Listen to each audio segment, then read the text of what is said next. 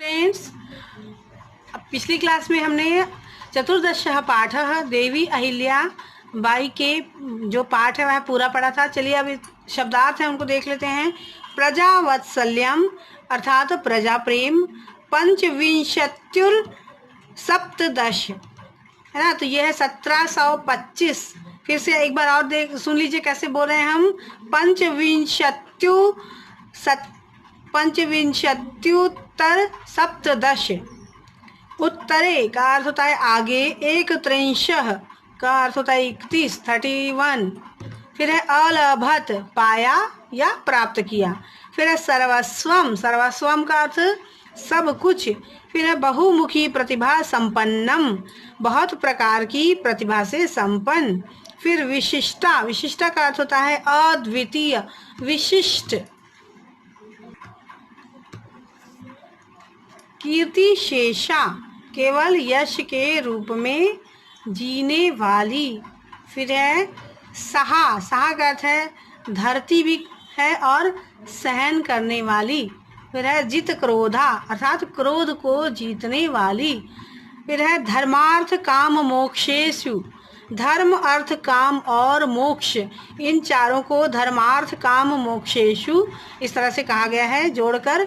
तो इसका जब हम संधि विच्छेद करेंगे तो धर्म प्लस अर्थ प्लस काम प्लस मोक्ष इस तरह से लिखेंगे, तो इसका अर्थ यही है धर्मार्थ और काम और मोक्ष।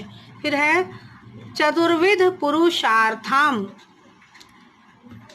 चार प्रकार के पुरुषार्थ है ना, धर्म अर्थ काम और मोक्ष, ये चार प्रकार के पुरुषार्थ होते हैं जीवन में। इसके अभ्यास के प्रश्नों को देख लेते हैं। पहला प्रश्न है एक पदेन उत्तरम लिखत। इसका पहला प्रश्न है अहिल्यायाः जन्म ग्रामः कः। तो अहिल्या बाई के जन्म का कौन से गांव में हुआ था, ऐसा प्रश्न है। तो इसका उत्तर है चौंडी ग्रामः। एक पदेन उत्तर है तो एक शब्द में आपको आंसर लिखना है चौंडी ग्रामः। फिर दूसरा प्रश्न है अहिल्यायाः व्यक्तित्वम कथम वर्तते, कि अहिल्या जी का व्यक्तित्व कैसा था अहिल्या बाई का। तो बहुमुखी, बहुमुखी व्यक्तित्व था उनका। वह सभी क्षेत्रों में प्रतिभा संपन्न थी।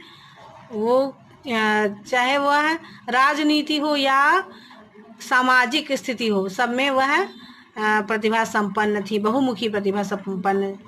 राजवाड़ा कुत्र अस्ति, राजवाड़ा कहाँ पर है, तो यह इंदौर नगरे। माहिष्मती कस्य राजधानी आसीत, माहिष्मती कहाँ की राजधानी है, तो है सहस्त्रार्जुनस्य, किसकी राजधानी थी, तो सहस्त्रार्जुनस्य की राजधानी थी माहिष्मती। फिर है सुशीलाबाई माणको जी इत्यनयोः पुत्री का आसीत। सुशीलाबाई और माणको जी की पुत्री कौन थी, तो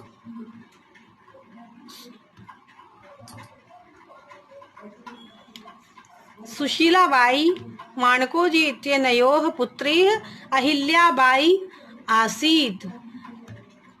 ठीक है, तो एक वाक्येन उत्तरम लिखत, ये जो है हम अब देखते हैं। अगला प्रश्न देखते हैं। एक वाक्येन उत्तरम लिखत, इसमें आप बुक से देख सकते हैं प्रश्न। पहला प्रश्न है इसका लेखन प्रतियोगिता कम विषयम अधिकृत्य आसीत। तो इसका उत्तर है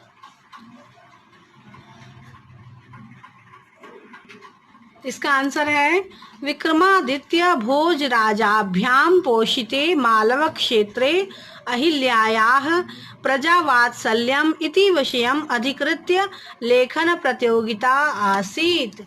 दूसरा प्रश्न देखते हैं। दूसरा प्रश्न है अहिल्याबाई कदा जन्म अलभत, अहिल्याबाई का जन्म कहाँ पर हुआ था, तो आंसर है इसका अहिल्याबाई ख्रिस्ताब्दे 1725 मई मासस्य 31 दिनांके जन्म अलभत। अगर आप संस्कृत में लिखेंगे तो ये है पंचविंशत्युत्तर सप्तदश। ठीक है, अगर संस्कृत में लिखेंगे तो संस्कृत में भी लिख सकते हैं, और ये आपके नंबर्स दिए हुए हैं। फिर अगला प्रश्न है प्रश्न तीसरा अहिल्याबाई की दृषी महिला आसीत।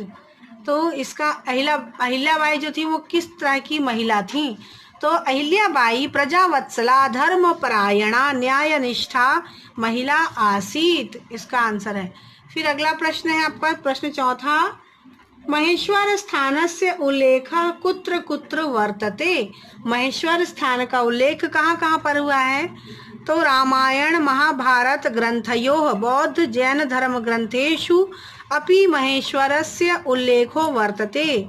कालिदास विरचिते रघुवंशे माहिष्मति वर्णनम अस्ति। रामायण महाभारत में बौद्ध और जैन धर्म ग्रंथों में इन सब का है, इन सब में महेश्वर स्थान का उल्लेख है। और कालिदास जी के द्वारा रचित रघुवंश नामक महाकाव्य में भी माहिष्मति का वर्णन है। फिर प्रश्न पांचवा है आपका, प्रश्न पांचवा है, कीदृशी अहिल्याबाई सदा राजते? किस प्रकार की महिला जो थी जो हमेशा उनकी जय हो, ऐसा कहा जाता है? तो सर्वसहा जित क्रोधा धर्मार्थ काम मोक्षेषु निरता अहिल्याबाई सदा राजते। कि सर्व सहा सब कुछ सहन करने वाली, क्रोध को जीतने वाली और धर्म अर्थ काम मोक्ष से परे वो अहिल्याबाई जो है वो उनकी सदा विजय हो, ऐसा कहा गया है। तो ये प्रश्न उत्तर हमने करवा दिया है, आप अपनी नोटबुक में कर लीजिएगा। ठीक है, अब अगली क्लास में मिलते हैं और अभ्यास के बाकी प्रश्नों के साथ।